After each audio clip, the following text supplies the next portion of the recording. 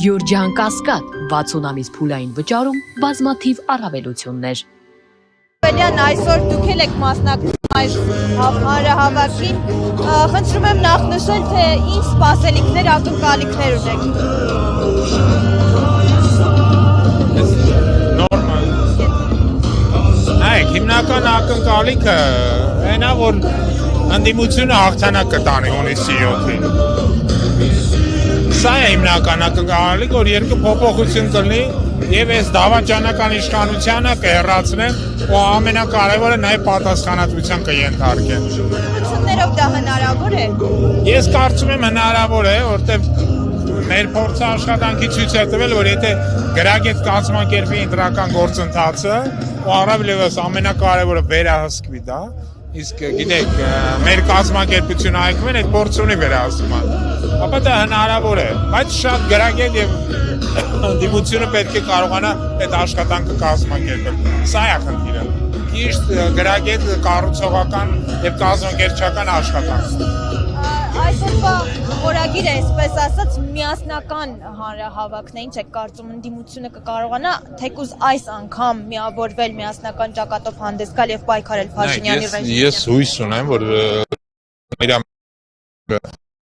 ճակատով հանդես 1-2 միլիոնի տարբերությամբ եւ ամենակարևորը նախկինում եթե 20%-ը ձայների փոշիացվել էր, ապա հնարավորինս դա պիտի կրկնակի երրակի քչացվի այդ փոշիացումը։ Մեզ չպետք է լինի փոշիացում եւ պետք է հնարավորին շատ մարդ գա ընտրությունեն։ Սա է։ Իսկ առհասարակ Փաշինյանի շանսերը այս դեպքում ինչպես եք գնահատում, որովհետեւ նա, ինչպես տեսնում եք, շարունակում է ներկուսակցական քարոզարշավը եւ քաղաքացիները նրան այնպես չեն վերաբերվում, ինչպես ինքը կցանկանար։ Համենայն դեպս կադրերն են այդպես ցույց տալիս քաղաքացիների խոսքերը։ Նայեք, նորից եմ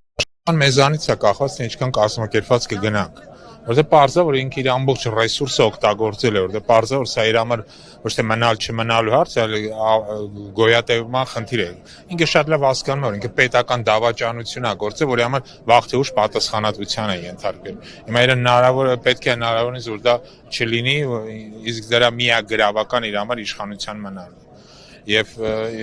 պարզ է, որ ինքը բոլոր ռեսուրսները ներդնելու է այս գործընթացի մեջ, մարդկանց հնարավորինս խափի, ստի, իսկ գիտեք, խափել, ստելը մանիպուլյացիա հարցում իրանք ոնց որ ասում են անկրկնելի են։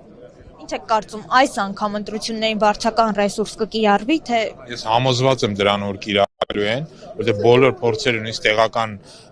ընտրությունները որ տեղ ունեցել, բոլոր այս ընտրություններում իրանք միշտ է վարչական ռեսուրս կիրառել։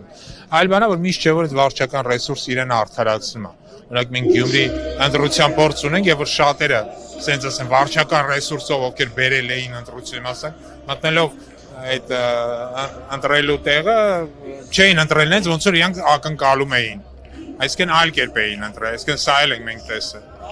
մոլդովական սցենարի կիրառման հետ կապված ինչ կարող եք ասել, այս անգամ Հայաստանում դա կստացվի կիրառել այդ սցենարը։ Նայեք, նորից եմ կրկնում, գործող ռեժիմը ամեն ինչ անելու է։ Մոլդովական սցենարն էլ բացառված չէ եւ իրանք փորձեն ամենաուժեղ քաղաքական ուժին դուրս բերեն խաղից։ Համեն իմ կարծիքով այս առումով դաշինքով գնալը շատ ճիշտ որոշում էր, որտեղ իրանց համար դժվար կլինի դաշինքը արգելել։ Կարող են մաքսիմում ըստ գործող օրենքի գոնե կուսակցությունը արգելեն, իսկ այն դաշինքը կպահպանեն։ Բայց նորից եմ կրկնում, գործող ռեժիմի դեպքում կանխատեսել թե իրանք ինչ կանեն, անշնորհակալ գործ ու անիմաստ։ Հայաքվեն եւս մասնակցում է, չէ՞, ընտրություններին։ Չէ, Հայաքվեն այս պահին, այն ընտրական ձևից, որն էր, գիտեք, հայտարարություն ենք տարածել, որ Արման Թաթոյանի հետ մեր գործընթացները դադարեցրել ենք։ Խժդժանքի պատճառով է դա։ Չէ, մենք շատ ջենտլմենական իրարից ասենց ասեմ, հեռացել ենք ու հայտարարություն ենք տարածել ու ավել բան այս պահին ասել չեմ կարող, բայց Հայաքվեն իր ձևաչափը կորոշի,